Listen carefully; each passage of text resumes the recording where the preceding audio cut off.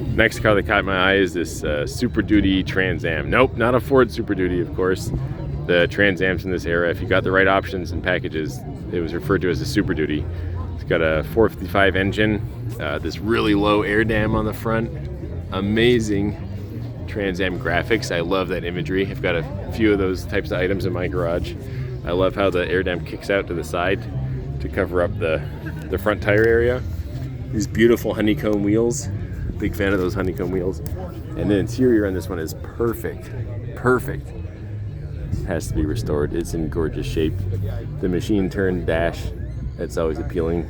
Not just for Bentleys. And then this wheel, in terms of factory wheels, that is one of the best designs, especially unexpected from, honestly, a company like GM. But even as a GM fan, I find that pretty unusually nice. And then go around the back.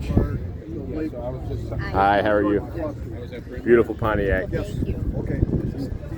What a gorgeous car. And then next to it, there's a similar, these are called second gen F-bodies, by the way. This is second generation Camaro Firebird body, and there's another second gen right next to it.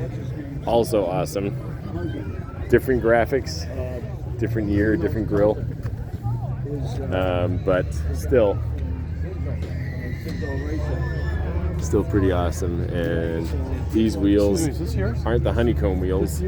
These are the wheels that like Jim Rockford had on his brown Firebird, I believe. Maybe they're different and wider probably, but similar design at least to me. Ooh, 4 on the floor, that's unusual, I bet. So anyway, a couple really nice second gens. Maybe they're the same year actually, looks like the same year. Very different color schemes, but both awesome.